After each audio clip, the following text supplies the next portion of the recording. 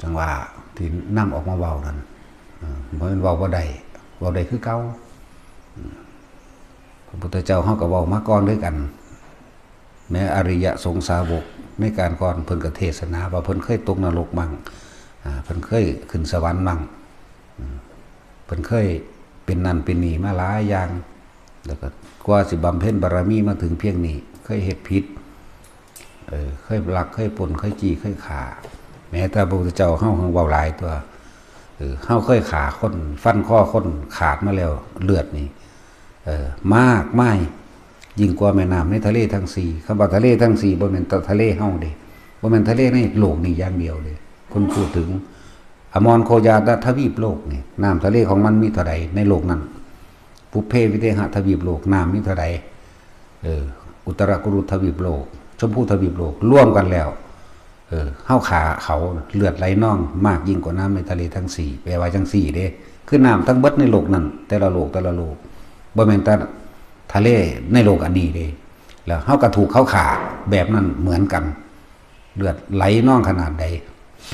นั่นแหละมันเป็นอย่างสิเทศบ่ได้นะแล้วก็เฮาบ่ได้เทศโดยไปคำนวณเอาโดยตำราของเฮาตัวเฮาเองเป็นเอาประสบการณ์ตัวเองพร้อมเพราะว่าเฮาบ่รู้จักผู้อื่นจำไว้โลดว่าจะเข้าใจว่าตัวเองรู้จักผู้อื่นเด้อให้รู้จักเจ้าของรู้จักบุพกรรมที่ตัวเองเคยกระทำมาอย่าไปรู้ดีผู้อื่นนั่นแหละคนบ่ปฏิบัติธรรมมันจะมองออกไปข้างนอกผู้นั้นบ่ดีผู้นี้บ่ดีผู้นี้อวดผู้นี้ดีนี่มันจะไปจังซี่เด้แต่เฮานี่น้อมเข้ามาใส่ตัวเองตลอดเลยนั่นแหละจังว่า